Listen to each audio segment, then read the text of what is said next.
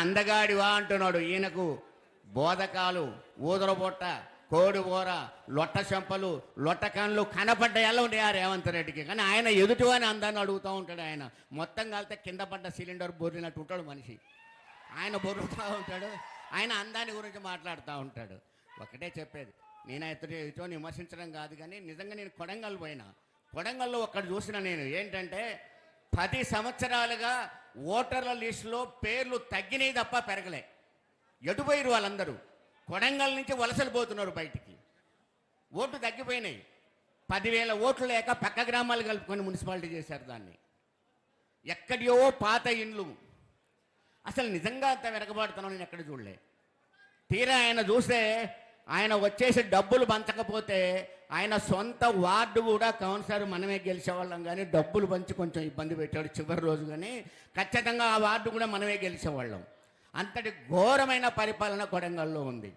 అలాంటి వ్యక్తి రాష్ట్రం మొత్తం పరిపాలిస్తా అంటే ఆయనకు హార్టికల్చర్కి అగ్రికల్చర్కు తేడా తెలియదు. ఆయన వచ్చి వ్యవసాయం గురించి మాట్లాడతాడు. మనకు ఆ రైతు ఉంది, రైతుల దగ్గరికి పోతాం, మీకు రైతు బంధు ఇచ్చినమంటాం. విద్యార్థుల దగ్గరికి పోతాం, మీకు చదువు ఇచ్చినమంటాం. వైద్యం మనం చేయించినమంటాము. మహిళల దగ్గరికి వెళ్తాము, వాళ్ళకు తెలుసు కదా మీకు.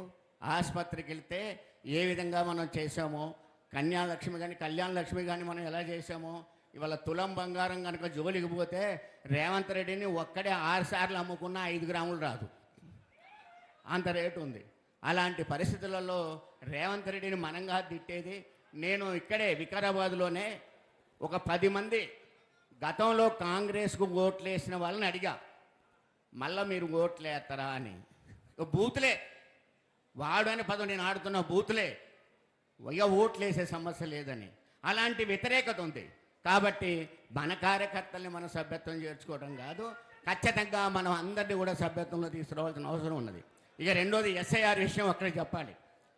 ఖచ్చితంగా ఓట్లని గోల్మాల్ చేసే ప్రయత్నం జరుగుద్ది. అందులో ఇక్కడ స్పీకర్ గారు చాలా కండిషన్స్ పెడుతున్నాడు, మీకు తెలుసు. ఎవరన్నా ఒక ఇందిరమ్మ ఇల్లు ఇత్తనట, లోకల్ కాంగ్రెస్ నాయకుడు వచ్చి ముగ్గు పోతేనే ఆ ఇల్లు ప్రారంభం చేయాలన్నట.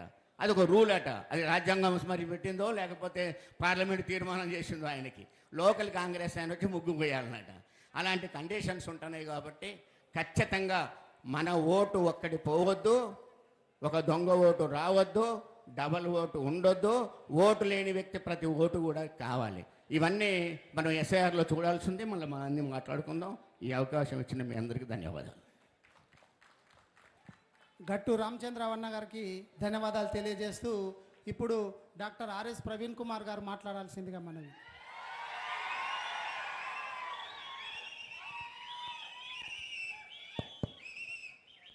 జై తెలంగాణ, జై తెలంగాణ.